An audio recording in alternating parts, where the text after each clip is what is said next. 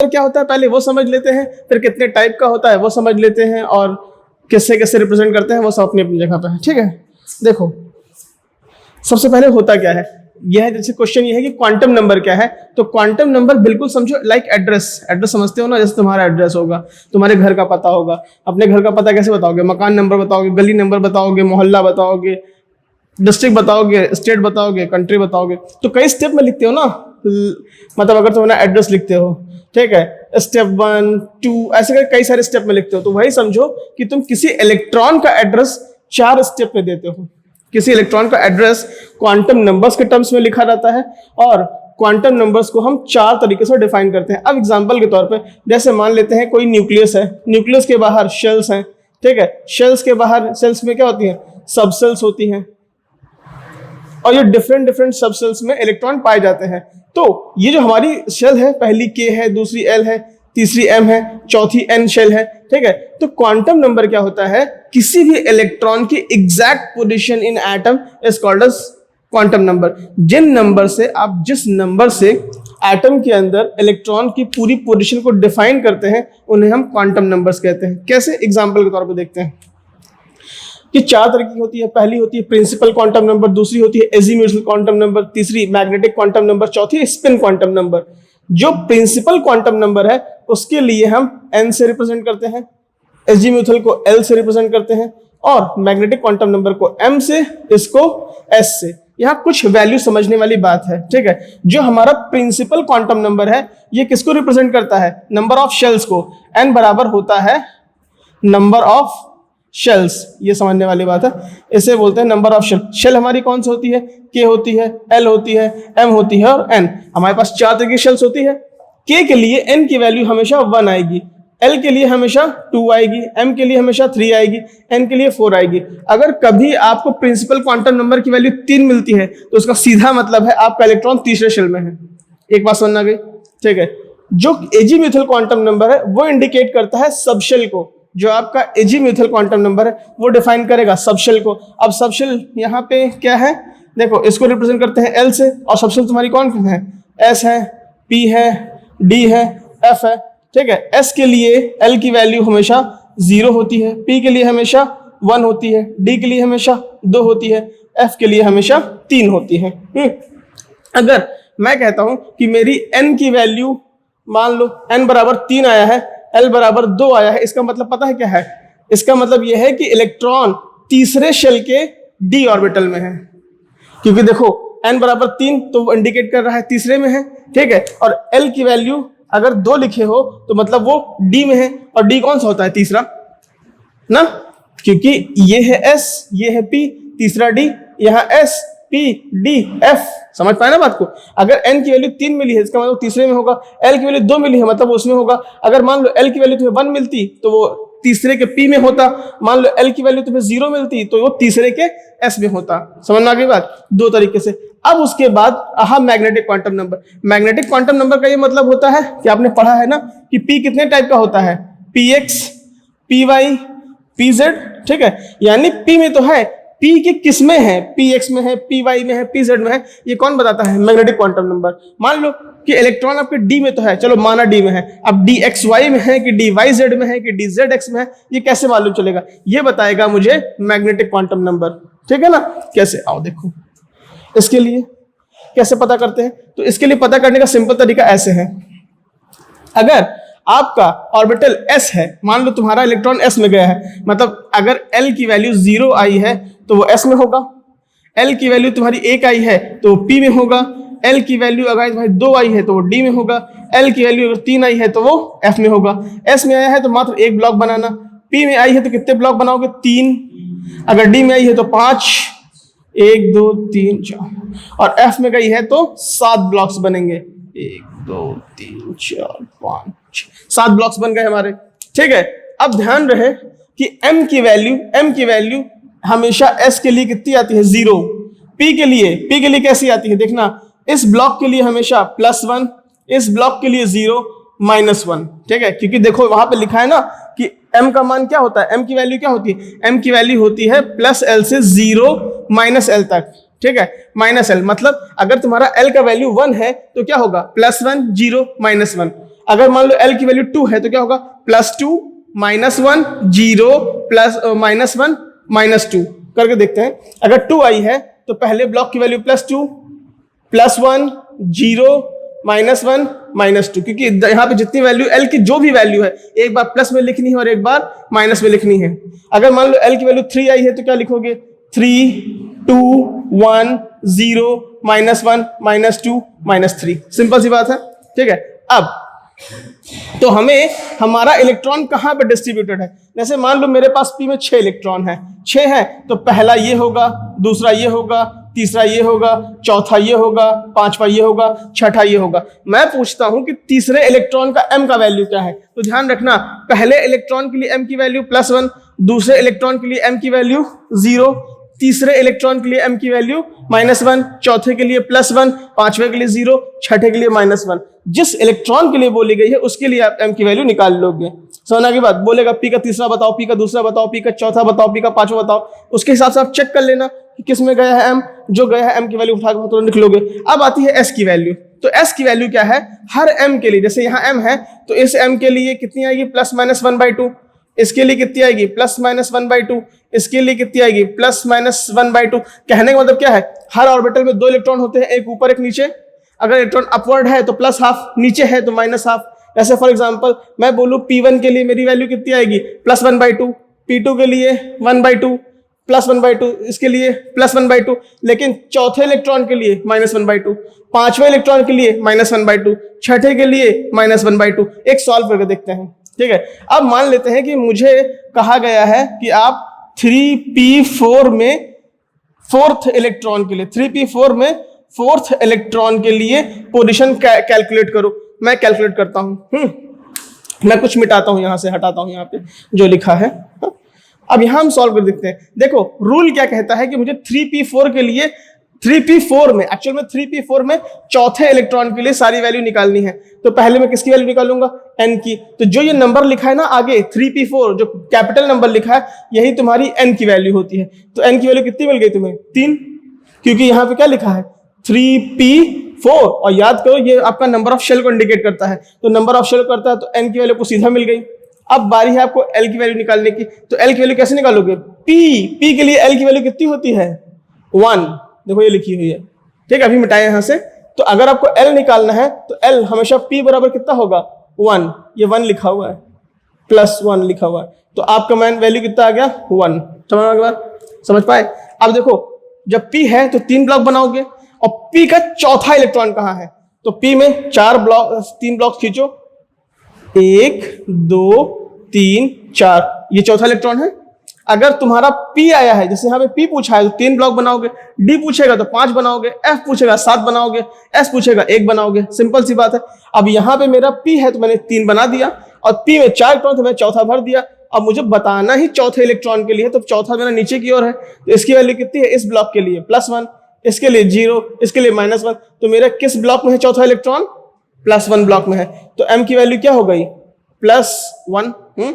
और S की value क्या हो जाएगी, अब चौथा इलेक्ट्रॉन डाउनवर्ड है तो S की वैल्यू क्या हो जाएगी, -1/2। सिंपल है। अगर मान लो यही चीज में 3p4 में, इसी p4 में सेकंड इलेक्ट्रॉन के लिए सॉल्व करता, सेकंड इलेक्ट्रॉन के लिए, तो क्या होता, ऑब्वियस सी बात है n बराबर तो मेरा 3 ही आता, 3 ही होता। L की वैल्यू मुझे p से मिलती 1 ही मिलती, लेकिन m की वैल्यू, तो m की वैल्यू सेकंड वाली क्या है, 0 0, तो m की वैल्यू क्या लिखोगे, 0, और s की वैल्यू क्या लिखोगे, +1/2, क्योंकि ऊपर की तरफ है +1/2, है कि नहीं, वो +1/2 नीचे डाउनवर्ड। जैसे ये पहला इलेक्ट्रॉन, दूसरा, तीसरा, फर्स्ट, सेकंड, थर्ड, ये सारे के सारे ऊपर डायरेक्शन में है, तो इनके लिए वैल्यू +1/2 आनी थी। और अगर फोर्थ और फिफ्थ और सिक्स्थ, अगर मैं पूछा होता चौथा, पांचवा, छठा, तो हमेशा ये -1/2 आनी थी। समझ पाए। एक दो खुद से करो और अच्छे से आएगा। ठीक है, आप करो, उसके लिए मान लो आप कर लीजिए 2p5 के लिए पांचवा इलेक्ट्रॉन, 2p5 में फिफ्थ इलेक्ट्रॉन, 2p5 क्वेश्चन है। ठीक है, आगे करते हैं। हाँ, इसे मैं पॉज कर दिया, चालू कर दिया पहले। तो स्पेस बहुत फटाफट जी। ठीक है, देखो जैसे आपने 4f7 किया, एक बार बोर्ड पे कर देते हैं इसको। क्या था 4f9, 4f9 में हमें किसने 9th इलेक्ट्रॉन के लिए कैलकुलेट करना था ना, मान लो 9th इलेक्ट्रॉन के लिए करना था। तो ये जो वैल्यू लिखी, जो नंबर लिखा होता है सामने, यही मेरा n की वैल्यू हो गई। तो ऑब्वियस सी बात है मुझे n की वैल्यू क्या मिल गई 4। f की वैल्यू, l के लिए f की वैल्यू कितनी होती है 3। और अगर आप d के लिए बात करो 2, s के लिए बात करो तो नहीं, p के लिए बात करो 1 और s के लिए करो तो 0। तो ये हमारी l की वैल्यू कितनी मिल गई 3। और m की वैल्यू कैसे निकाले होगे, 7 ब्लॉक बनाए होंगे। पहला +3 +2 +1 0 -1 -2 -3 इलेक्ट्रॉन फिल करना था 1 2 3 4 5 6 7 8 9। तो ये इलेक्ट्रॉन किस में आया है +2 ब्लॉक में। तो m की वैल्यू हो गई हमारी +2। और अगर ये हमारा जो 9th इलेक्ट्रॉन है ये डाउनवर्ड है, इसलिए हमारी वैल्यू हो गई -1/2। अब अगला एक स्टेप इसमें हम एडवांस चलेंगे और उस स्टेप में आप ये करेंगे कि मैं आपको ऐसे नहीं बोलूंगा 2p 3p 3d, अब मैं सीधा बोल रहा हूँ 11th इलेक्ट्रॉन की किसी एटम के अंदर, किसी भी एटम के अंदर जो 11वां इलेक्ट्रॉन होगा, 11th नंबर ऑफ इलेक्ट्रॉन होगा, उसकी पोजीशन बतानी है। कैसे बताओगे आप? अब आपको सीधा 11th नंबर बतानी है। ये मैंने नहीं कहा कि आपको 2p बतानी है 3p बतानी है, सीधा बोल रहा हूँ कि कोई भी एक एटम है उसमें आपको 11th नंबर के इलेक्ट्रॉन की पोजीशन काउंट करनी है। कैसे करोगे? कंप्लीट, पहले आप कॉन्फ़िगरेशन करके पता तो करो किस ऑर्बिटल में है। अगर मान लो मैंने 11 दिया, मैंने तो बोला नहीं कि ये 4f11 है, मैंने तो कहा ही नहीं 4f11 है कहीं। ठीक है ना, 3d बोला, मैंने कुछ बोला नहीं। मैंने कहा सिर्फ एक एटम है उसके अंदर आपको 11th नंबर का इलेक्ट्रॉन बताना है। अब भाई किसी के पास अगर मान लो 25 इलेक्ट्रॉन है तो हर की पोजीशन है, पहले की अपनी पोजीशन है, दूसरे की अपनी है, तीसरे की अपनी है, चौथे की अपनी है, पांचवी की अपनी है। मैं कहता हूँ 50 इलेक्ट्रॉन है, क्या फर्क पड़ता है 50 में? आप सिर्फ 11th नंबर इलेक्ट्रॉन को चेक करो, बस बात खत्म। आपको जहां भी उसकी पोजीशन मिले, नंबर ऑफ 11 इलेक्ट्रॉन जो है उसकी पोजीशन कैलकुलेट करनी है। कैसे करोगे? सबसे पहले तुम करोगे इलेक्ट्रॉनिक कॉन्फ़िगरेशन किसका 11 का। जो 11 का जब इलेक्ट्रॉनिक कॉन्फ़िगरेशन करोगे तुमको ये मालूम चल जाएगा कि किस ऑर्बिटल में है। करके देखो कितना आएगा 1s2 2s2 3s1 आएगा। तो n की वैल्यू क्या हो गई तुम्हारी 3 l0 एग्जैक्टली आ गई। समझ पाए? नहीं, करके देखते हैं। अब जब मैंने आपसे कहा कि मुझे कौन सा चाहिए 11 नंबर इलेक्ट्रॉन चाहिए, ठीक है, 11 नंबर इलेक्ट्रॉन को देखो आप, 11 नंबर इलेक्ट्रॉन को पहले कॉन्फ़िगरेशन तो लिखो। ये आएगा 1s2 2s2 2p6, ये हो गया 10 3s1। तो आपका कह सकते हो ना, आप चाहे 3s2 लिख दो, क्या फर्क पड़ता है, लेकिन 11 इलेक्ट्रॉन तो आपका 3s1 ही वाला है। ठीक है, 3s2 कर दोगे तो 12 हो जाएगा, लेकिन आपको बताना तो 11 नंबर का ही है ना। तो मुझे इसीलिए मैं 11 पर रुकता हूँ, इसीलिए मैं 11 पर रुक रहा हूँ, क्योंकि मुझे 11th इलेक्ट्रॉन कैलकुलेट करना है। तो मैं 11th पर रुक गया। 11th मेरा कौन सा नंबर है 3s1। 3s1 को नीचे लेके आते हैं 3s1। ये क्या है n की वैल्यू, आप सीधा लिखिए n is equal to 3। l की वैल्यू s के लिए कितनी होती है 0 आ गया। अगर ये 0 है तो +0 - 0 इज इक्वल टू व्हाट 0। तो क्या हो जाएगा m की वैल्यू 0। अगर ये 0 है, अब s की वैल्यू, तो s की वैल्यू अगर इलेक्ट्रॉन अपवर्ड है तो +1/2 लिखना, और डाउनवर्ड है तो -1/2। s में एक ही ब्लॉक बनेगा और एक ही इलेक्ट्रॉन है तो हमेशा अपवर्ड होगा, तो क्या आएगा +1/2। ठीक, करो अगला। अब करो आप 17 नंबर पे, 17 नंबर इलेक्ट्रॉन का।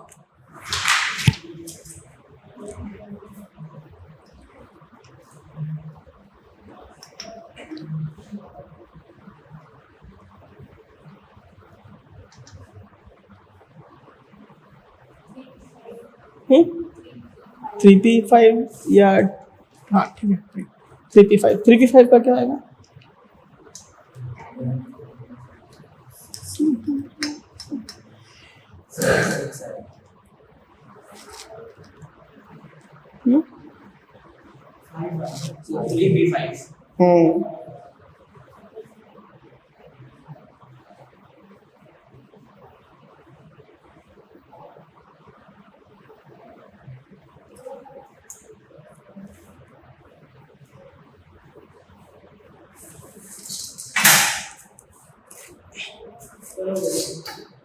हाँ तो 3p5 का सॉल्व कीजिए, कितना क्या आता है वैल्यू।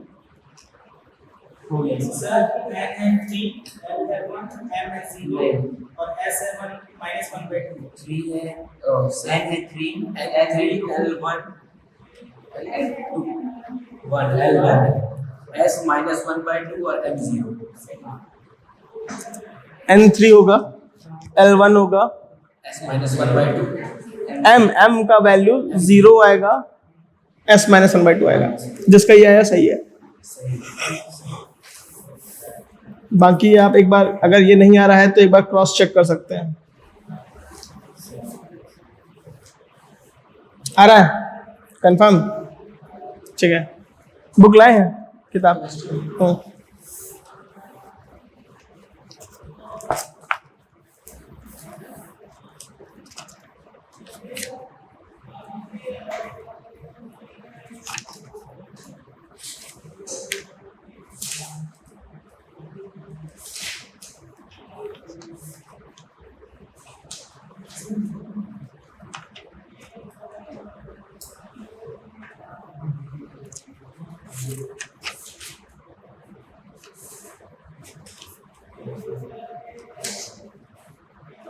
ये पूरा क्वांटम नंबर का सॉल्व करने का दिया हुआ है, कैसे सॉल्व करते हैं पूरा complete quantum number. Sir link वाला है वहां पे चार्ट बोलना। हाँ चार्ट पीछे बना हुआ था, वही है, एक पेज का डिफरेंस है। अच्छा ये तो था एग्जैक्टली किसी एक इलेक्ट्रॉन के लिए क्वांटम नंबर सॉल्व करना। मान लीजिए आपको कोई एक नंबर वो देता ही नहीं है और वो बोलता है आपको कि सिर्फ सॉल्व करो, ठीक है, बोल देता है किसी भी एटम में सभी इलेक्ट्रॉन के लिए best possible quantum number solve करो, तो कैसे करेंगे? तो भाई यूनिक चीज है सॉल्व करना, ठीक है। तो क्योंकि यहाँ पे आपको कोई एग्जैक्टली क्वांटम नंबर बोला नहीं जाएगा कि आपको पहला इलेक्ट्रॉन निकालना है, दूसरा निकालना है, तीसरा निकालना है, ये कहीं पे श्योर नहीं है। तो कैसे निकालते हैं आइए तब देखते हैं। अगर आपको पता है कि n के सारे क्वांटम नंबर निकालने, सारे ऑल क्वांटम नंबर सॉल्व कैसे करते हैं ये देख लो। अच्छा इसका एक्सप्लेनेशन वहां पे कल नहीं हुआ था, हाँ, तो आप यहाँ पे दूसरा नया चीज देखेंगे। हाँ जैसे मान लो कि मुझे पहले शेल के लिए n = 1 के लिए निकालना है, ठीक है, तो क्या होगा? तो l की वैल्यू क्या होती है? l की वैल्यू होती है n-1। देखो लिखी है वहां पे कि l की वैल्यू क्या होगी? n-1। अगर आपकी n1 है तो n-1 कितना होगा? 1 - 1 = 0, तो l की वैल्यू हमेशा 0 आएगी, ठीक है। तो अगर आपने कहा n = 1 है तो l = क्या आएगा? 0, m क्या आएगा? 0, s क्या आएगा? +-1/2, प्लस भी हो सकती है माइनस भी हो सकती है। बेस्ट पॉसिबल कंडीशन है। यहाँ पे क्या हो सकता है? मान के चलो तुम्हारे पास न्यूक्लियस है, पहला शेल है, पहले शेल में k है तो k की वैल्यू 1 हो गई, ठीक है। पहला सब शेल s है तो s की वैल्यू 0 हो गई, ठीक है। अब 0 के लिए तो +-0, m के लिए टोटल 0 ही आएगी, तो m की वैल्यू भी 0 हो गई। लेकिन इसमें इलेक्ट्रॉन तो +-½ हो सकता है, तो पॉसिबिलिटी इसे लिखोगे +½ -½ अब तुम किसके लिए सॉल्व करोगे? n = 2 के लिए। अब n = 2 के लिए अगर सॉल्व करोगे तो पॉसिबिलिटी देखना क्या क्या आएगी। n-1 आएगा ना, तो n-1 कितना होता है? 1, लेकिन इसको ऐसे लिखोगे 0 1। n बराबर क्या लिखोगे? 0 1। क्यों 0 1 लिखोगे? ध्यान समझना। अगर तुम वही चीज फिर न्यूक्लियस है, पहला शेल है, दूसरा शेल है, इसमें खाली s है, इसमें क्या है? s और p दोनों है ना, तो l की वैल्यू इसके लिए 0 है लेकिन इसके लिए क्या आएगी? 1 आएगी। पॉसिबिलिटी तो दोनों है ना, यहाँ पे बेस्ट पॉसिबल लिखना है तो 0 भी बनेगी 1 भी बनेगी, ठीक है। आगे सॉल्व करोगे m की वैल्यू तो ये ऐसे सॉल्व होगी,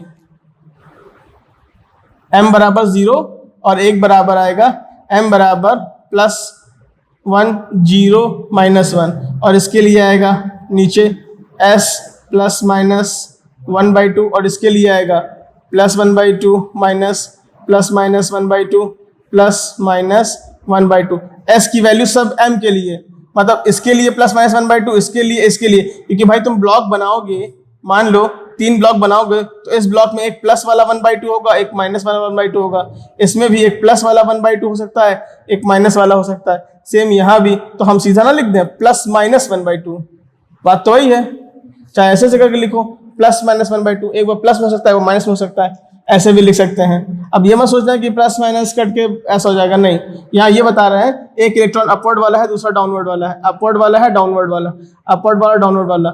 m की वैल्यू क्या हो सकती है, कुछ भी हो सकती है, +1, 0, -1।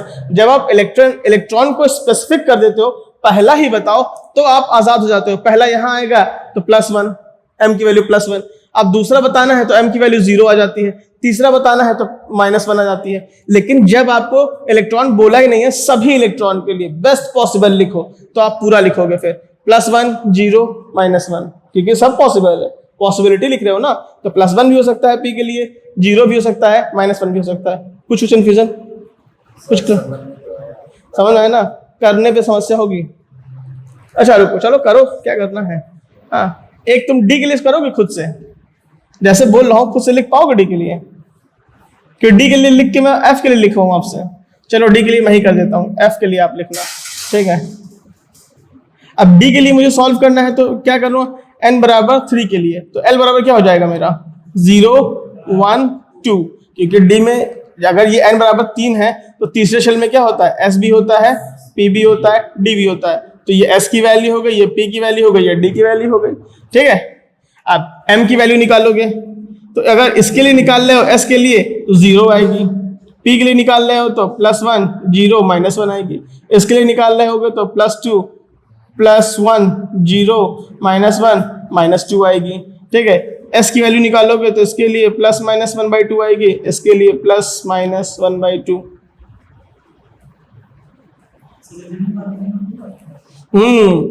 यही तो है, इसी को कहा कि बेस्ट पॉसिबल जितना है सब लिखा जाता है। 4 हो गया, 5। ये है ऑल क्वांटम नंबर्स की वैल्यू सॉल्व करने के लिए, ठीक है। ये हुआ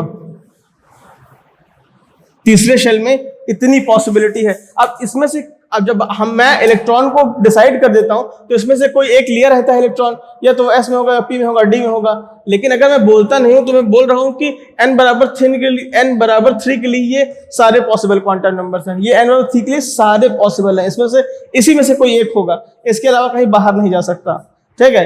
मतलब चाहे प्लस में हो, माइनस में हो, कहीं भी होगा, इसी में से कहीं होगा। अगर तीसरे में आपका इलेक्ट्रॉन है, ये मान चलो कि तीसरे में कहीं भी इलेक्ट्रॉन है, तो इसी में से कोई एक वैल्यू वो अपने पास रखेगा, कोई भी होगा, सबकी n की वैल्यू 3 ही आएगी, ठीक है। अब l की वैल्यू या तो 3 नहीं आ सकती उसमें, या तो हमेशा l की वैल्यू 0, 1, 2 के बीच ही होगी, कुछ भी नहीं समझ पाइए लाइन। अगर मैं कह रहा हूँ कि तीसरे शेल में इलेक्ट्रॉन है तो उसका l का वैल्यू कभी भी 3 नहीं जाएगा, 0, 1, 2 के बीच होगा, क्योंकि वहां f होता ही नहीं है, f होगा नहीं तो l बराबर 3 आएगा कहाँ से, नहीं हो सकता ना। तो पॉसिबल